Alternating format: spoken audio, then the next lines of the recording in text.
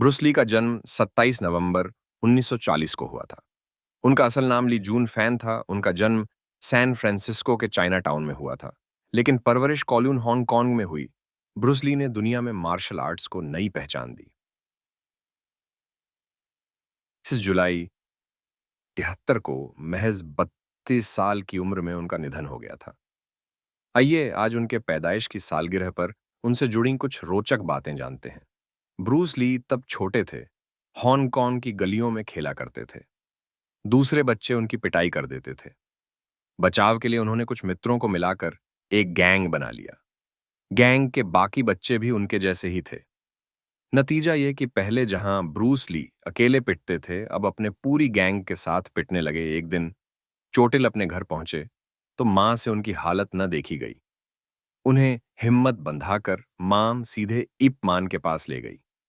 इप मान महान मार्शल आर्टिस्ट थे। डॉनी येन की मुख्य भूमिका वाली विल्सन यिप निर्देशित ईप मान, जिसे लोग आईपी मैन पीआरएच लेते हैं, सीरीज की फिल्में इन दिनों टीवी पर खूब आती हैं। ईप मान ने ब्रूस ली की विलक्षणता को पहचाना और उन्हें मार्शल आर्ट्स की बारीकियां सिखाईं। इससे ब्रूस ली का तुरंत तो कोई भला न हुआ, पर वह मोहल्ले के माने हुए गुंडे बन गए। हर दूसरे दिन उनके दरवाजे पर पुलिस आ जाती थी। माँ बाप बहुत परेशान हुए।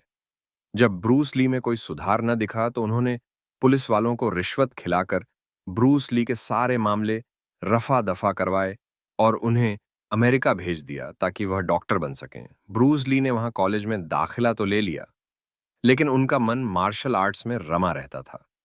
उन्होंने अपना एक कुंग फू स्कूल खोल लिया। इससे अमेरिका में रहने वाले चीनी बहुत नाराज हुए, क्योंकि उनका मानना था कि गैर चीनियों को मार्शल आर्ट्स सिखाना अपराध है। ब्रूस ली पर कोई फर्क नहीं पड़ीडिढा। तो उस जमाने के मशहूर चीनी अमेरिकी लड्ढा के वोंग जैक मान ने उन्हें चुनौती दे दी कि मुझे हरा दोगे तो ही अमेरिका में अपना स्कूल चला सकोगे। ब्रूस ली ने उससे मुकाबला किया। कहते हैं कि डेरेच 2 मिनट में ही वोंग जैक मान मैदान छोड़ धकर भाग खड़ी इद्धे हुए। तब ब्रूस ली ने दौद्धा दौद्धा कर उन्हें ललकारा। उसके बाद अमेरिका में उनके स्कूल की ख्याति बरहती गई। बरसों के संघर्ष के बाद जब ब्रूस ली को फिल्म मिली और उनके शॉट्स फिल्माए जाने लगे, तो कैमरामैन ने हाथ खोड़ीढ़े कर दिए, क्योंकि ब्रूस ली के मूव्स और स्टंट इतने तेज थे कि कैमरे की पगड़ी डीडीएच में ही नहीं आ रहे थे। चीते से भी ज्यादा फुर्तीले ब्रूस ली से कहा गया कि वह अपने स्टंट धीरे करें। आज भी कैमरा पर ब्रूस ली के स्टंट बहुत तेज दिखते हैं, जबकि वे उनके असली स्टैंडर्ड के मुकाबले धीमे स्टंट हैं। आज के सुपरस्टार जैकी चैन उस जमाने में ब्रूस ली की फिल्मों में बतौर एक्स्ट्रा काम करते थे। एंटर द ड्रैगन के एक दृश्य में लड्डी दहाते हुए ब्रूस ली की लाठी दुर्भाग्य से जैकी चेन को जोर से लग गई। वह घायल हो गए, लेकिन जैकी चेन इसे एक सौभाग्य मानते हैं, क्योंकि इस घटना के बाद ब्रूस ली ने उनका माथा सहलाया और उन्हें गले लगाया। जैकी इसी बात से खुश रहते हैं कि इसके बाद ब्रूस ली उन्हें नाम से जानने लगे थे। वह सिर्फ एक लद्दाखे ही नहीं थे, बल्कि उनकी आध्यात्मिक चेतना बहुत विकसित थी। उनके निजी पत्रों का संग्रह लेटर्स ऑफ द ड्रैगन पढ़कर यह बात समझी जा सकती है। वह किताबें पढ़ते थे, ध्यान व चिंतन करते थे और दर्शन की खासी समझ रखते थे। 1962 में अपनी एक मित्र पर्ल त्सू से एक खत में उन्होंने कहा था, मेरे भीतर एक रचनात्मक आध्यात्मिक शक्ति है जो मेरे धर्म, मेरी आस्था, मेरी महत्वाकांक्षा, मेरे आत्मविश्वास, मेरे संकल्प व मेरे सपनों से कहीं ज्यादा बड़ी है, और यह शक्ति मेरे हाथों में रहती है। पर्दे पर उनकी फुर्ती देखने के बाद इस बात की सच्चाई महसूस होती है।